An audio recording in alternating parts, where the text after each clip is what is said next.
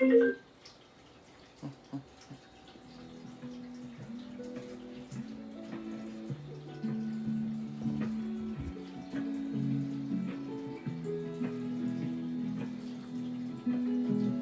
all, and welcome to episode 7 of Cooking with Crick, our special Thanksgiving episode, because it's not only on a Wednesday, because tomorrow is Thanksgiving, but we are including our episode in our Thanksgiving prep by making deviled eggs. So, deviled eggs, and our topic is masculine and feminine. Real basic stuff, because there's so many levels of discussion on masculine and feminine, but I really just wanted to bring it back to one type of thing and talk about it from a basics perspective, because I think so many people get masculine and feminine and male and female confused, and I just wanted to set a foundation for that. So, our topic we'll actually be talking about first, because we have to wait for everything to cook, the eggs and everything. And then we may chat after, but I got to get everything going. We're going to review our ingredients, get the eggs cooking, and the bacon, and then we'll chat a bit. So, as review, this is what we need. We have our 8 eggs. I've taken these out of the fridge a little while ago, so they're still cool, but they're on their way up to room temperature. We have sour cream, mayonnaise, yellow mustard, salt and pepper, garlic powder, paprika, chives, and I have a special ingredient that I just kind of wanted to be a little PS or a surprise during this, during the live. So, seasoning salt. If you don't have this, don't worry about it. I just do it to taste for a little extra flavor. It's basically, if you don't know what it is, it's granulated onion, granulated garlic, sea salt, celery seed, paprika, ground nutmeg, and dry mustard. So, very savory type of seasoning that I feel adds a little punch to the deviled eggs. Unnecessary for this recipe, but if you have it, fantastic little bonus. So, that said, we are gonna get our water on the boil. I mentioned in the review, or the reminder rather, that if you want to, anytime we do any kind of boiled anything, if you want to get your water prepped before the live so you can cook along with me, I just leave a pot on the stove for like between 7 and 10 minutes on low, just so the water is warm, so that when we start, you can just crank it up and it takes much less time to boil. So, little tip there. Next, we are gonna grab our bacon. Wow, 4 people, huh? I feel so special. Of course, one thing I didn't grab was the bacon. I'll be right back.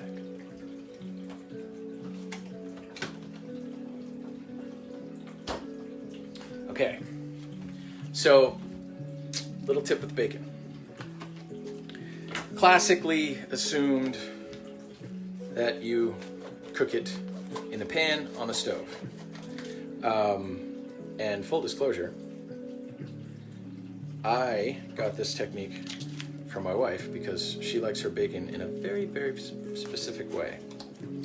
So, because we already have the eggs on the stove, I'm going to take a play out of her book, and we are going to roast the bacon in the oven. So, roasting the bacon in the oven is actually a great way to get it, if you don't like it crispy, and if you're concerned about burning it and all of that. If you just like it cooked but a little soft, or even just on its way to crispy. Baking it in the oven is fantastic. So, I gotta be honest with you folks. I dropped the ball on the bacon. I didn't have it prepped.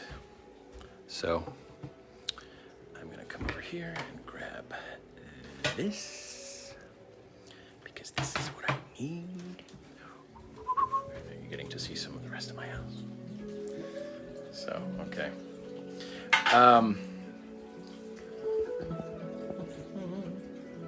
Okay. Water is getting close. So we're on our way there. Oven to 350 for the bacon.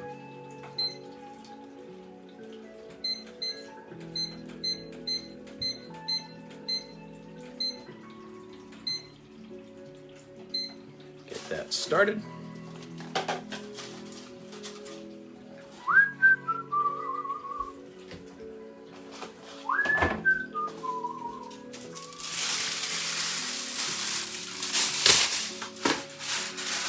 Lined. So you can do it in the regular oven, but honestly, toaster oven works fine. Just a small lined pan. And we're gonna go 4 strips of bacon, because we don't need a ton. Hey now. I usually look at it like we're going 4 strips for 8 eggs. So, half a strip per egg.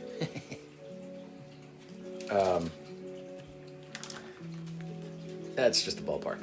And a big part of this recipe for me, there's a reason why I didn't put out measurements in the description of the episode, because this is the type of thing that I like to do by taste. And if you prefer measurements and all that, this is a great opportunity for you to kind of troubleshoot your own measurements. I have found, Aisha said, because chewy bacon is the best. Yes, it is, baby. Although I like it a little more crispy, it is still really, really tasty as chewy bacon. So because a lot of this is to taste, I just kind of wanted to wing it this time and go through that process with all of you. So there we are. Okay, we're at a good boil for our water. I'm gonna grab our spoon and our eggs.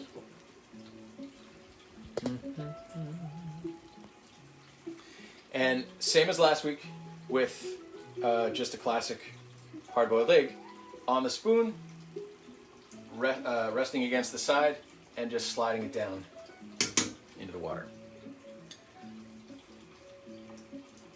I've heard, or I've tried other techniques of, like, if you don't know, pushing on an egg this way versus this way, this is the strongest way you can push on an egg. So the idea of dropping it straight down, hoping that it lands here, just so you try to make it not crack. In a pinch, if you don't have a spoon, I suppose you could do it that way, but honestly, lowering it down with a spoon is going to be your best bet, especially if the eggs are specifically cold. Because like I said last time, it's rare that it happens, but you can drop an egg in here that's really cold into the rolling boil and it may crack. So just keeping that in mind. Now obviously, because I'm adding so many eggs and they're so cold, the water is going to decrease in temperature. So you want to make sure that it gets back up to about a full boil before you time it. But again, this because this is full hard boil, we're going to go 12 minutes. So if it cooks a little longer because you're waiting for it to come back up to a rolling boil, no big deal, because obviously the yolks are going to be cooked through, we don't have to worry about a soft yolk.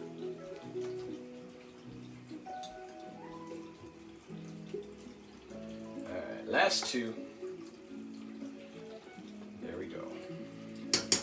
Now, I wanted to make sure I had enough water in here, but after adding the eggs, obviously, you add something to water, the water level is going to rise. So I'm really close to the top, and I have enough coverage, so I am going to dump out just a little bit of water.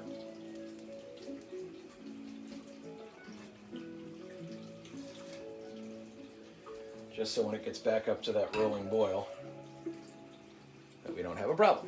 Okay, and oven's ready for the bacon. Just going to put that in, and that look good. Oh. Sorry for all you vegetarians and vegans out there. But we cooking bacon today. I don't know where that came from. Jeremy, use those tongs. Thanks, bud. I like the spoon method, man. Give me a break. Let me do my thing. Okay. And yes, Aisha sees the turkey butt. That is our brining turkey for tomorrow. And we don't have a bigger pot, so its ass is sticking out of the air. Out of the air? In the air. Yeah. Okay. So, we are going to set our timer.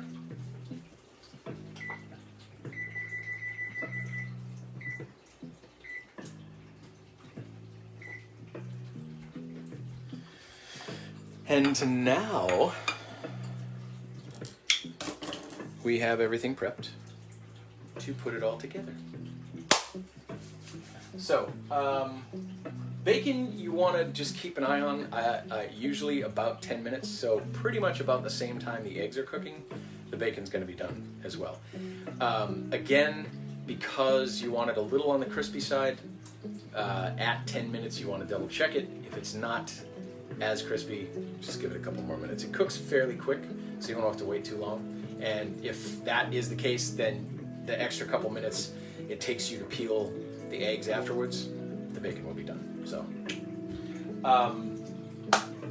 you want to have a bowl and a decent sized plate on the ready for the bowl for the yolks and the plate for presentation. So, when everything's finished, we'll grab that and get started. In the meantime, let's do this. There we go. Is that better? I think that's better, yeah. So, what I wanted to discuss today was a topic that I find so interesting and confusing to so many people. And I thought it was important to address on a basic level because people get tied up so bad in what one thing means or what it should be or social norms, what you were taught as a child, all of that stuff.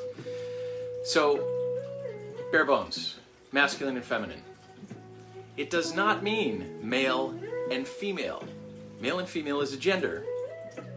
Masculine and feminine are traits. So, the balance is important. Every single person has some percentage of masculine and feminine within them. So, this idea of, I'll say the toxic masculinity that's going around now, and the arguments against toxic masculinity. Are you calling masculinity toxic? No. There's masculinity, and then there's toxic masculinity. Toxic masculinity is egocentric, immature reactions, connections, beliefs, and thoughts surrounding masculinity. Same thing with femininity. There is a toxic femininity.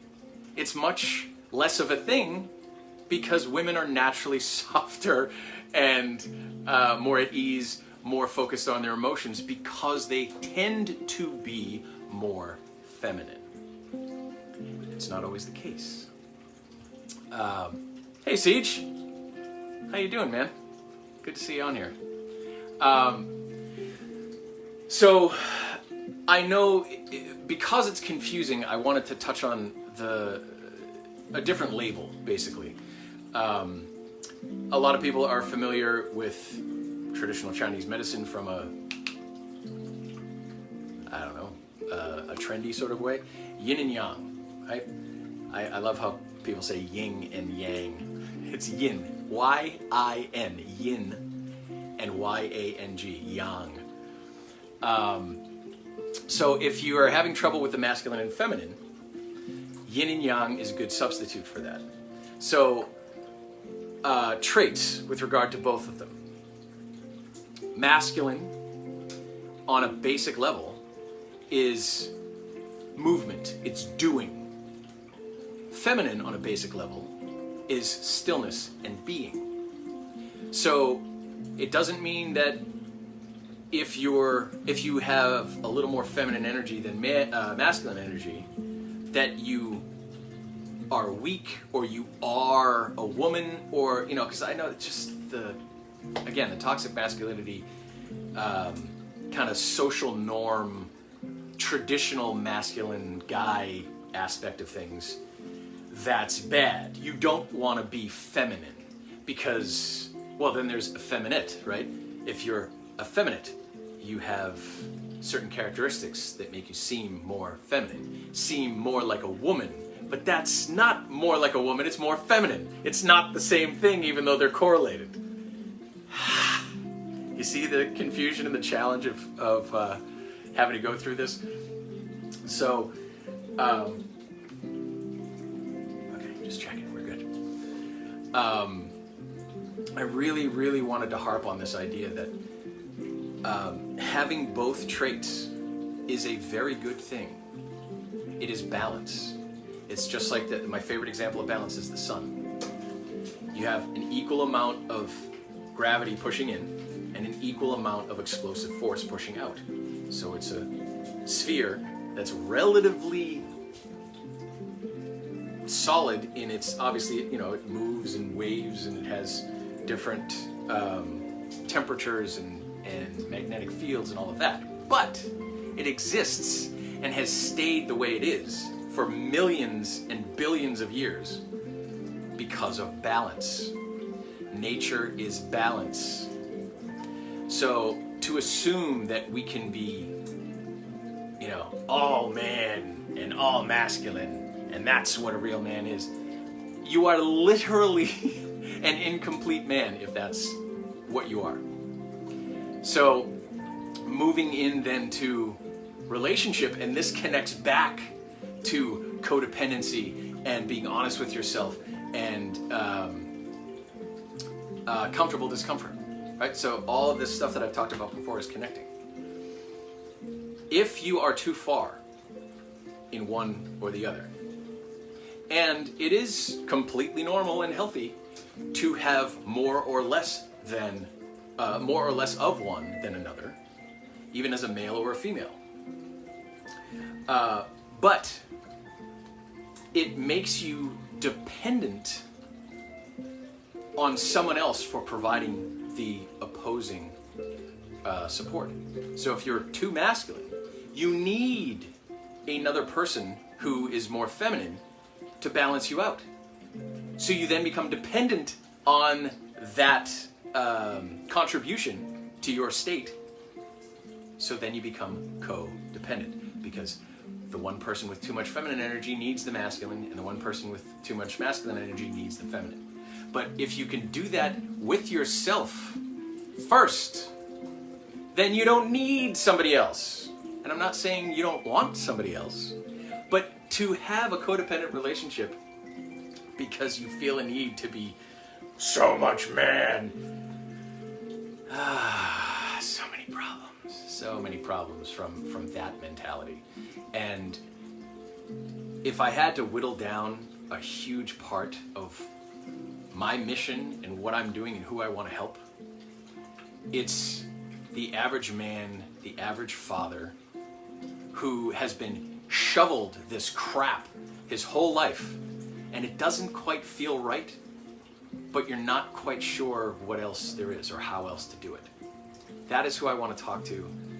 I welcome all of you on this show, of course, and I'm very happy to discuss things with anybody, but that's specifically why I like and want to work with men and fathers. There's just so much anger and frustration, and I'm doing all the things, why isn't it working? Because you're doing all the things you're being told you should do, not all the things that will bring balance to your life. So, another little kind of wave or level of the masculine and feminine, and this is getting into advanced stuff, so I'm just going to touch on it. But you as a human being are actually more masculine and more feminine at different times of the day, every day. Again, if the masculine and feminine doesn't work for you, use yin and yang. The yin, the feminine, stillness, being, contentment, what is. A very, very good friend of mine, who I certainly consider a mentor in a lot of this area, Andrew Sherman. He actually married my wife and I, but he's very proficient in intuition, chakras, personal work in general, and I very much appreciate his counsel. And he actually was talking about that with me yesterday, the idea that it's that intricate, that you can change throughout the day.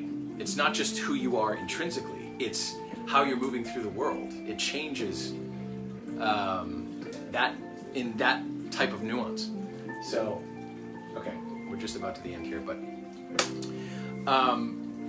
I just wanted to hammer that point home. I thought it was very, very important, the idea of people get caught up in this idea of masculine is male and feminine is female, and that's wrong. Masculine and feminine are both male and female. We just have different amounts of each based on who we are, our biology, how we were raised, who we were surrounded by, what decisions we made that brought us to certain experiences that create certain tendencies. Like, it's so vast of input that creates this aspect of who we are. Just like there are plenty of, people joke about gaydar, right? Especially back when we were younger. Oh, is that guy gay? Yep, you can totally tell. And then he's not. He's just a feminine man, which is completely fine. There's absolutely nothing wrong with it. We all have different percentages. I don't like using percentages because then you can say, oh, well, I have this much femininity. It's not that precise. Again, rainbow colors, they blend into each other as you go. But, naturally speaking, we all have a tendency to skew one way or the other and have a little bit more of that side of things. So what does that mean? So, shutting those off. So what does that mean? It means things like, if you're more feminine, but you're a guy, you find an easier time of sitting still. You don't have to be doing this all the time. You don't have to be productive and get stuff done and da-da-da-da-da-da. If you're a woman and you're more masculine, it doesn't mean, you're a huge woman and you're walking around going, screw you guys, I'm awesome. That is acting like a prototypical man, not masculine. It's just a recognition of a certain type of trait that is more or less prominent in your personality and your character. So, again, things like stillness versus movement. And I wanted to read some of these off, because I had this list set up, because I thought it was important to get some specificity with regard to those traits. So, we're going to shut this off too. Actually, we're going to keep that going, because that's the It's not quite done yet. So, positive and natural feminine energy. Right? You have things like understanding, nurturing, tenderness, kindness. You're intuitive, you're creative. You have good stillness, good flow, radiance, surrender, sensitivity, ease, allowing. All of those types of words describe healthy feminine traits or qualities. Then you have your masculine qualities: confidence, strength, responsibility, focus, logic, support, stability, direction, protection, clarity, boundaries, courage, discipline. Those are positive, natural male tendencies, or see, I caught myself, excuse me, masculine tendencies. So the unhealthy or wounded or false or ego-centered versions of those, immature is another one. Feminine energy would be victimhood, powerlessness, weakness, manipulation, withholding, codependency, oversensitivity, neediness. The wounded or false masculine is you're a perpetrator, you abuse your power, you're confrontational, you're a big critic, you abuse, whether it's verbally or physically or emotionally. You avoid things, you're unsupportive, you're controlling, you're over-competitive. So those are feminine and masculine characteristics of a feminine and masculine trait. So all it means, if you're more feminine as a man, is you're better at stillness, you're more tender, you're more understanding, you have more ease. Same thing as a woman. If you skew masculine, you have more strength, you have more competitiveness, you move toward the things you want more aggressively, not negatively aggressively, but you have a lot of ambition, you want to get movement going. Productivity. Again, men don't own certain things and women don't own certain things. Those are all simply masculine and feminine, and we as men and women, and now the broader scope of things into trans people and non-binary, and it all applies. They could just wipe out every label we have regarding man, woman, other, trans, whatever. It applies to everybody. There is a certain level of femininity that we have and a certain level of masculinity that we have. And as long as it's generally in balance, it's a good thing. It doesn't matter how much you have, it's a part of what makes you you. So as long as there's enough of both to have balance, that's the important part. So again, just from a foundational perspective, I just wanted to relay the basics and share the importance of having the balance and the need to complete yourself and then bring yourself to a relationship, whether it's intimate, romantic, personal friend, or otherwise. So, more of that to come in coaching and programs as always, but I think we're good to start the eggs now. So if you notice, I did not do an ice bath because we don't need the cooking to stop right away, because we're not worried about having a certain type of yolk, because we want it cooked through. So I've had them sitting in the water. Just gonna empty these out like this. And once we start peeling these, I have some fun little tidbits of where deviled eggs came from and how long they've been around. It's kind of cool, actually. So I am going to rinse these in cold water just so that they're not way too hot to pick up.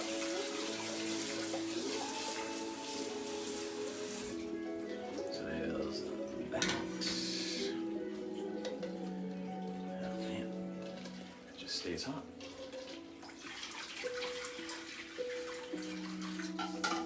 Now I want to make sure I didn't shoot myself in the foot here with the ice bath, because I certainly am well aware that it helps stop the cooking process.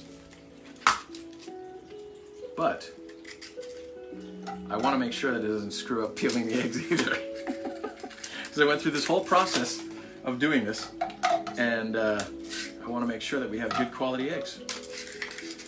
So, and hey, you know what? If I mess up, I mess up. That's what happens on lives. We're just gonna have to deal with it, aren't we? All right.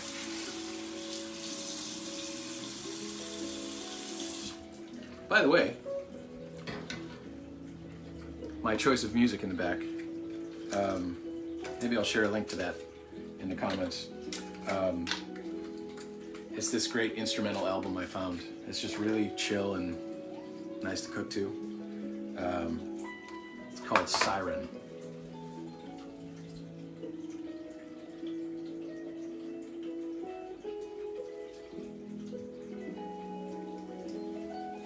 Okay, bacon's looking good. Shut that off.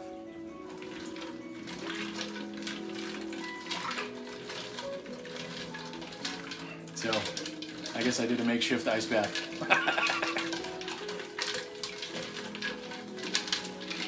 All right.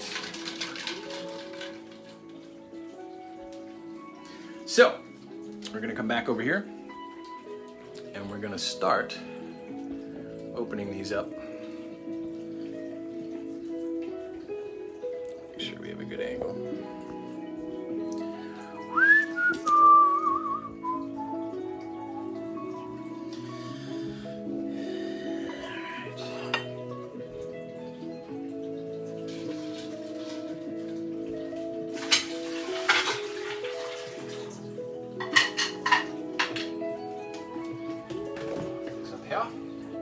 And then, just a little tap and rotate. A tippity tap, a tap tap taparoo. And as always, I have my compost.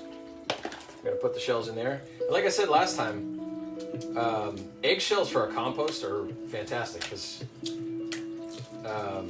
you need the moisture and the dryness to get that going, and the carbon in the eggshells are fantastic for keeping those worms happy. All right. So, now we check. Just gotta make sure. Oh, it's up here.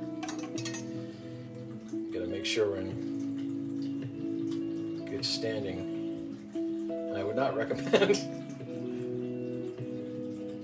And there we are. Yeah, awesome, perfect. There we go. So completely cooked through, but not hard and discolored. Right, you know, if you cook them too long, they kind of start to turn a little gray. So this is perfect. So if for those of you keeping track, that was basically 11 minutes on full boil, and then another couple minutes sitting in the hot water with the burner off. So, play with that as you will.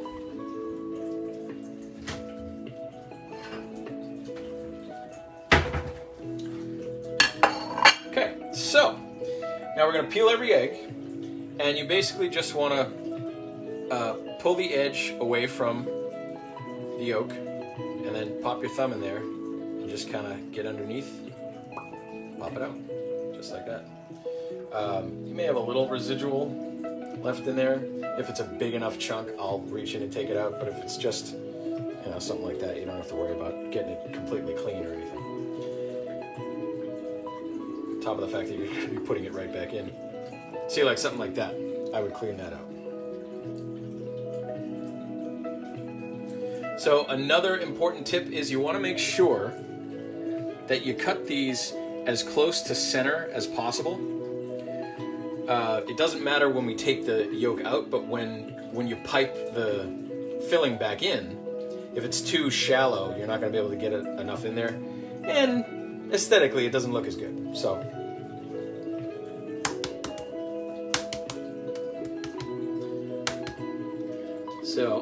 just for some fun info.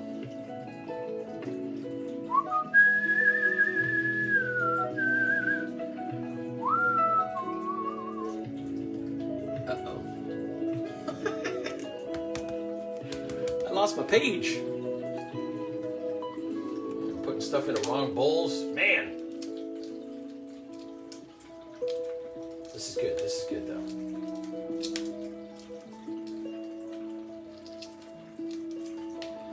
So, I'm curious. What are your Thanksgiving traditional dishes?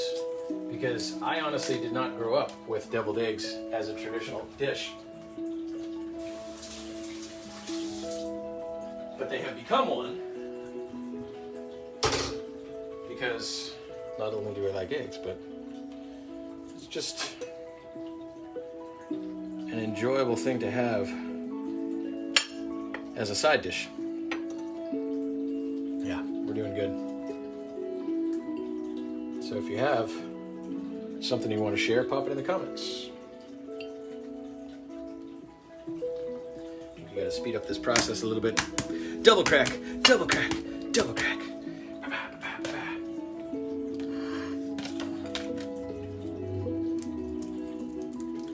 Okay.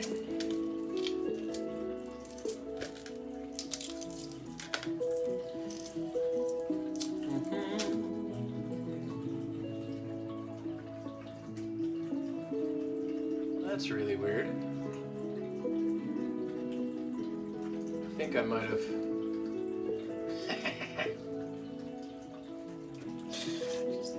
Arm in the camera. Total silence. No good commentary. Man, am I just dropping the ball this episode or what?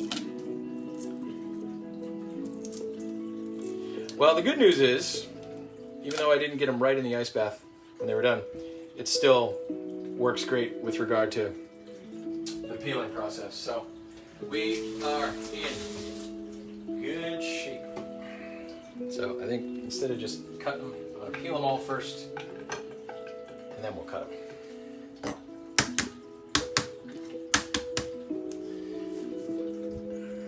There we go. That's what I was looking for. So I know I talked about last week the history of just boiled eggs, but the history of deviled eggs actually has a lot of the same history, because obviously it starts with boiled eggs. And I found it funny when I was looking all of this up that I ran into a lot of the same information about the, from eggs to apples, like I said, in ancient Greece. The idea that you start a meal with an egg and end it with an apple. So from beginning to end. And as they got further into learning the different ways you can boil an egg, there actually started to be different things added. Some of it was preservation, or for preservation purposes. Some of it was obviously for taste, flavor, and variety. And the interesting ones were, by the 15th century, stuffed eggs had made their way across much of Europe. And medieval cookbooks contained recipes for boiled eggs. And these ones were filled with raisins, cheese, a bunch of different herbs, parsley, mint, and they were actually fried in oil and then topped with a spice sauce. So I found that interesting. Now let's rinse that. And then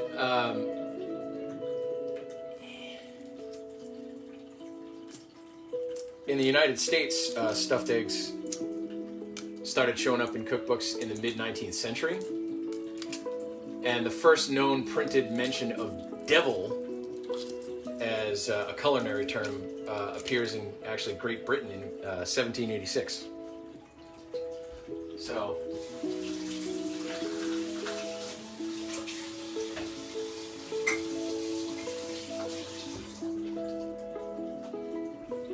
all right, there we go.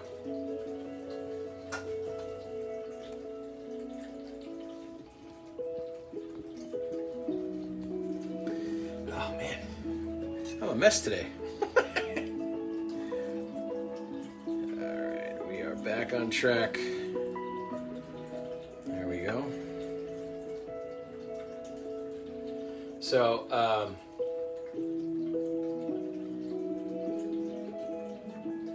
originally that idea of devil was a descriptor for anything that was hot or spicy.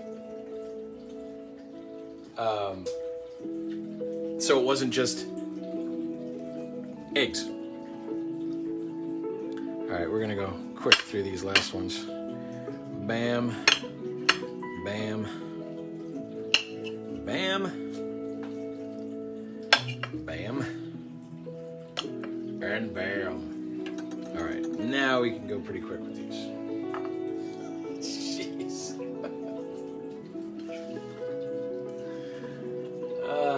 So anyway, the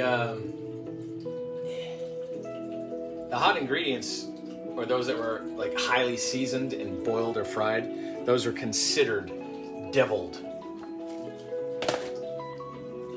And some parts of the world, I guess the deviled eggs are referred to as mimosa eggs, or stuffed eggs, or dressed eggs, or salad eggs. So they have different names in different areas. But I do find it funny that, not surprisingly, there's a recipe from 1896 in a Boston cooking school cookbook. And it was the earliest to suggest the use of mayonnaise as a binder, which is what we're going to be using. But because the country began, and pretty much everyone was Christian, there was this idea of, you didn't want to use the word devil to describe food for religious reasons. So I find that funny. And it makes sense.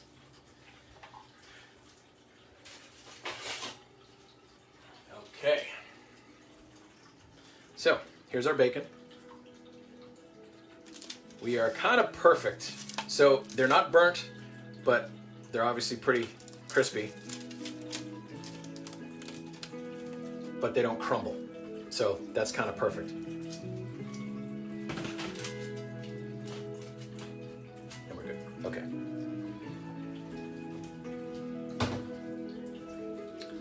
So, we have our emptied, halved eggs, and obviously, it goes without saying, but I have to say it anyway. Make sure you know how many eggs you want to serve, because however many eggs you cook, you're serving double that amount because you're cutting them in half. So,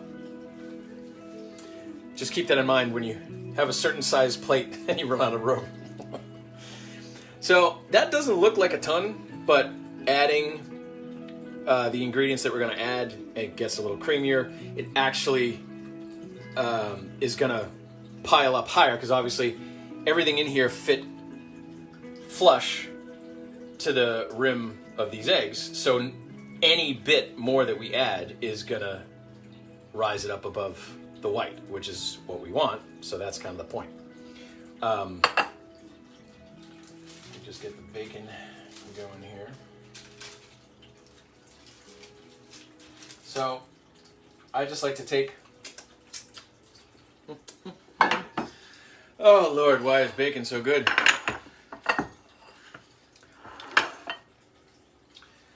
Just pile it all up. Pop it right on the cutting board.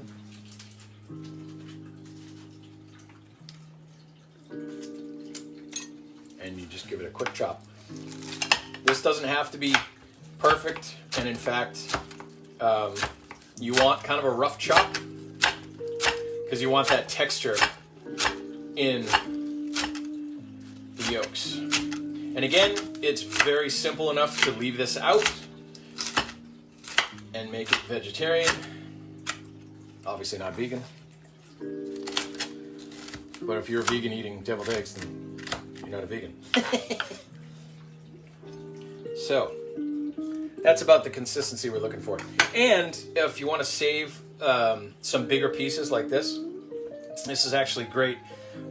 If you make a couple different varieties of deviled eggs for a holiday or something, you just stick this in the top after you fill it, so everyone knows there's bacon in it. There you go. Okay, so put this in.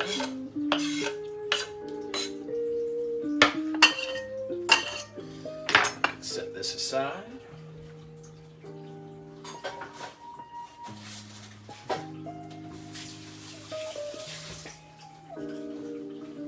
Set our pan aside. Move this guy over here. Okay. Now, like I said, I'm going with taste.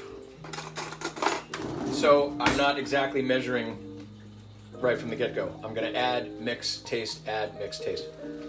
So starting with mayonnaise.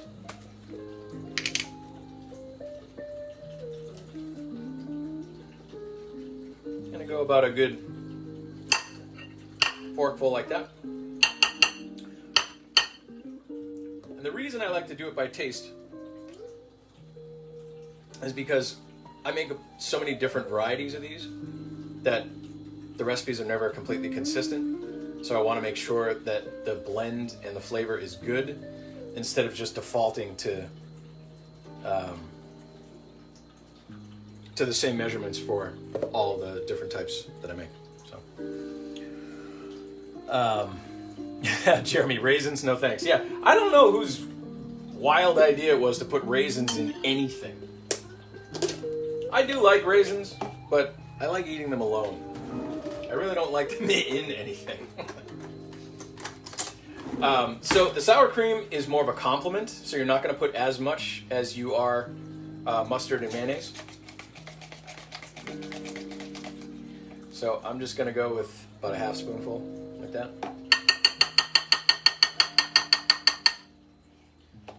And then our mustard.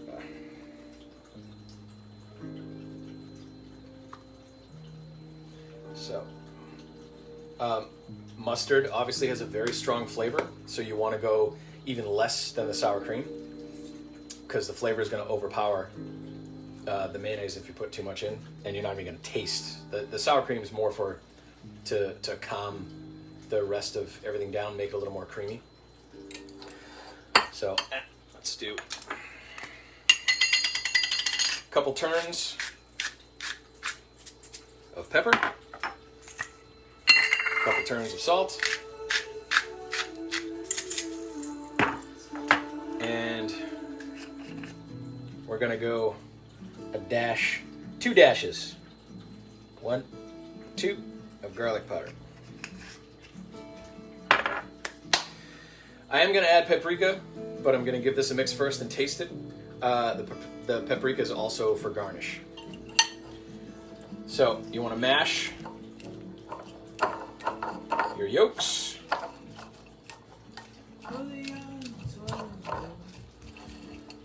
And crazy not to, or careful not to stir too fast because stuff just flies out of the bowl. Now I can already tell I'm going to need more, but not much more, and that's why I did it that way, because I want to make sure that I don't that's the worst thing. You put too much of a binder in there, too much mayonnaise, too much mustard, too much, and then it's just soupy. So, yeah, this is actually pretty good, but we definitely need a little bit more. So we don't just randomly put in more of one thing or not another. We taste.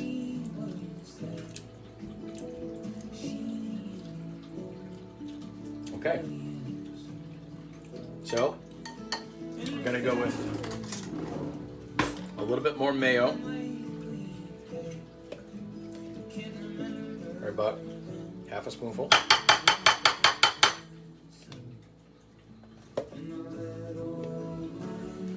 Another half of sour cream. And just a pinch more of mustard.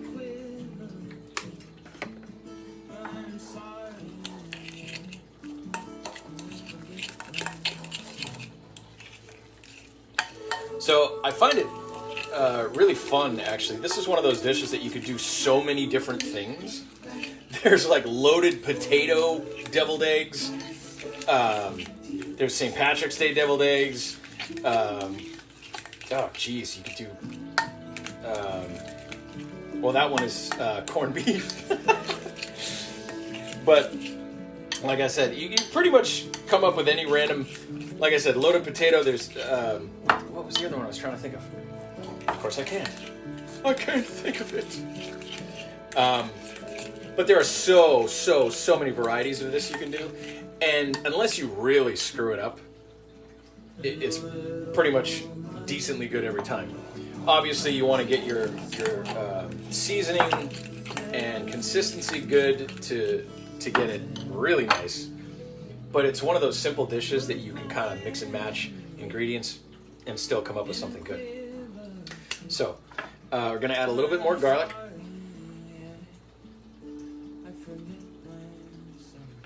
And now we're going to add our paprika, and it does need more salt and pepper. So we're not going to go crazy with the paprika. It's just for a little bit of taste.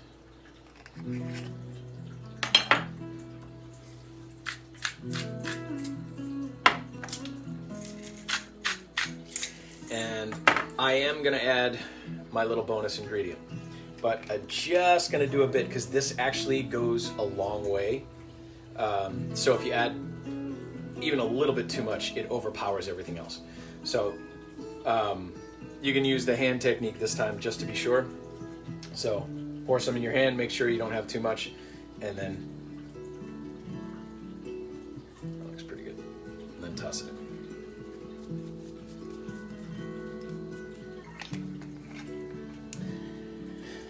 All right. How we doing, Heike? Nicole? Thanks for tuning in, you guys. All right. So this is starting to look pretty good.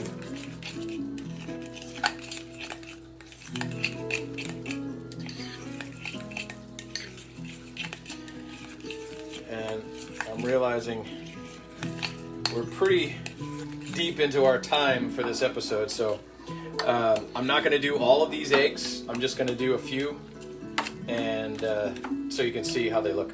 Now taste. Oh yeah. Ooh. Actually, I think I'm going to add a tiny bit more seasoning salt. But that is pretty good. Oh yeah. It's like the longer you have it in your mouth, the more flavors show up. It's really nice. So the last thing we're going to add, and this is fresh chives from our garden. So, and if you notice too, especially if you're growing your own herbs, sometimes you get, you know, like this one has, the tip of it is a little dry. So you do your best to pick those out, but the price you pay for growing your food outside.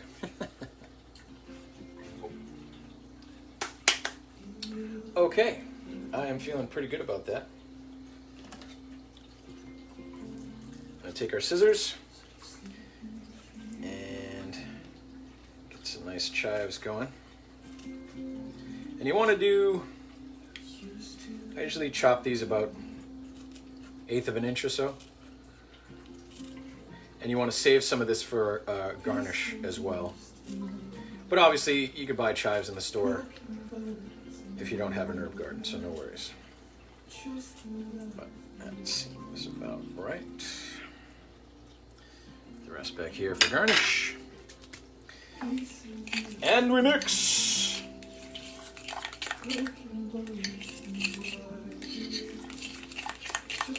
Okay, this is really looking good.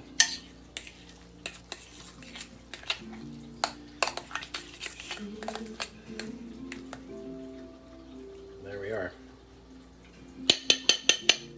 Okay, so like I said, I'm just gonna do a few so you can see how it looks, but I'm not gonna make you sit here and watch me fill all these up just like I made you watch me open all the eggs. Okay, 1, 2, 3, 4. Okay. So, get a clean spoon, and actually, I'm going to go with a smaller spoon.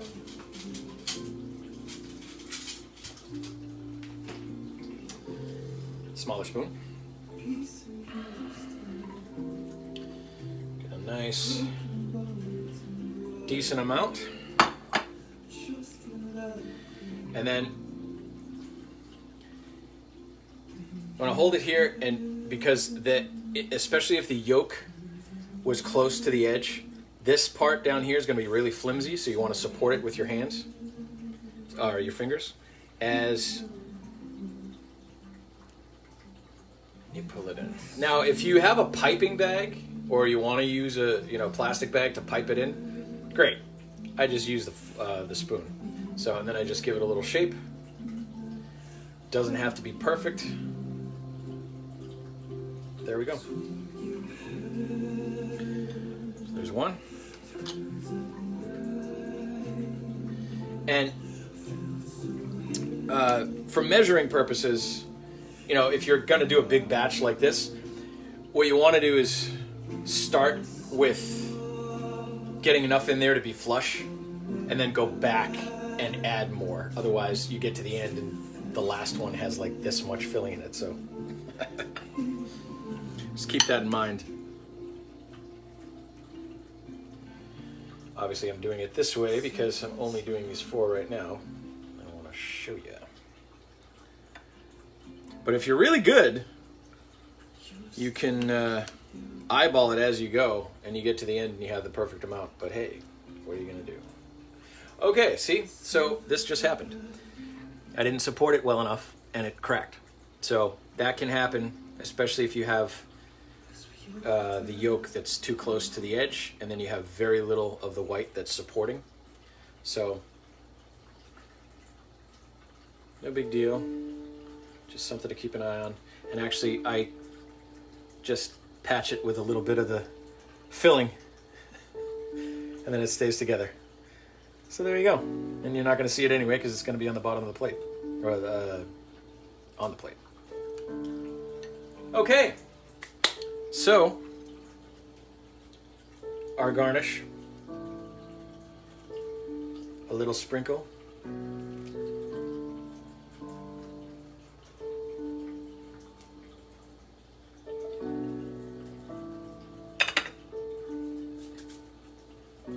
And our paprika, and you're just gonna do a tap.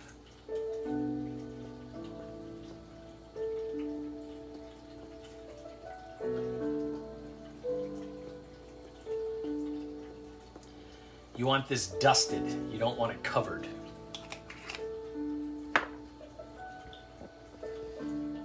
All right, folks, you ready for the magic?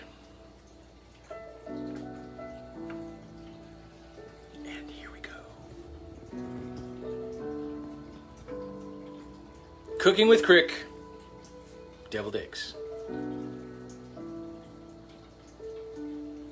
And remember, if you're doing multiple, or you're bringing these somewhere where someone is vegetarian or vegan or something like that, you just save a little chunk of the bacon and pop it in there. because it makes a great garnish too. So there you go.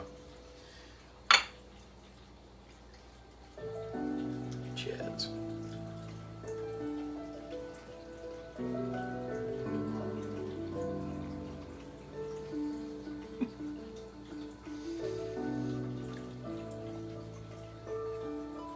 I was debating whether to take a bite or just put the whole thing in.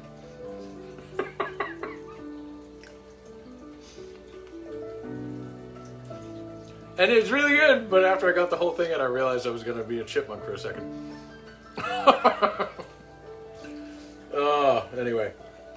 Yes, taste test time, Jeremy. Damn, is it good. So, thank you for joining me for episode 7 of Cooking with Crick. I hope you got some insights with regard to masculinity and femininity, and the conversation there continues as always.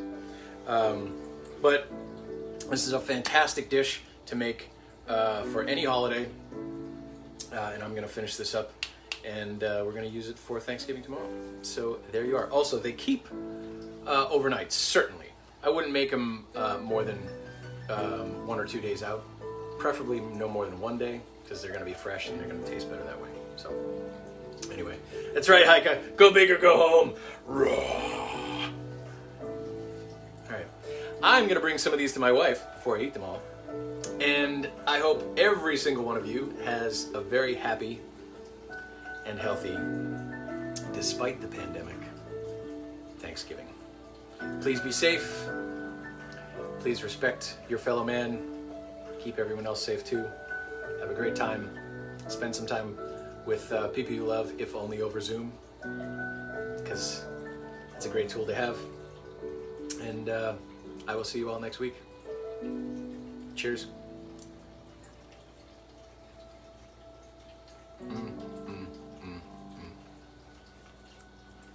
And thank you all for joining me. I appreciate the company. We'll see you next time.